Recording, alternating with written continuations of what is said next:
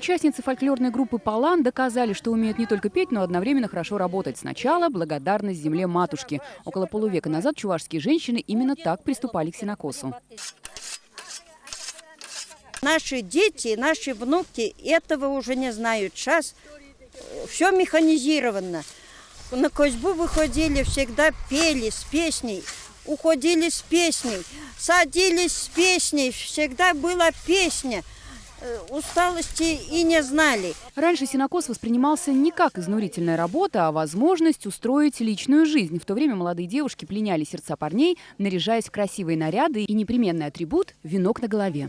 Девушки ходили на сенокос, они свои венки показывали между собой, хвалились, чей нарядней венок. И женихи оценивали их эти венки и говорили: вот красавица она, у нее венок красивый, она рукодельница, она умельница. После ударной работы можно и отдохнуть. По обычаю сначала идут к реке, чтобы умыться прохладной водой. После приступают к трапезе. Еда простая, но питательная. Хлеб, вареные яйца, овощи с грядки. Для утоления жажды – сыра.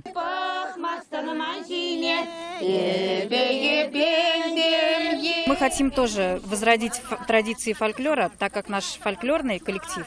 Мы хотим еще, чтобы к нам приходила молодежь, чтобы к нам присоединялись ученики, школьники, чтобы это все как-то возрождалось, сохранялось. Население наше не забывало, знало свои традиции. Женщины сетуют: сейчас во время сенокоса не услышишь ни народных мелодий, не увидишь и старинных обрядов. Люди торопятся побыстрее скосить и привезти сено.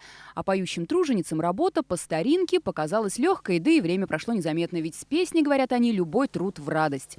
Светлана Звонарева, Гульнас Хасаншина, Инсаф Миниханов, ТНВ, Нурлатский район.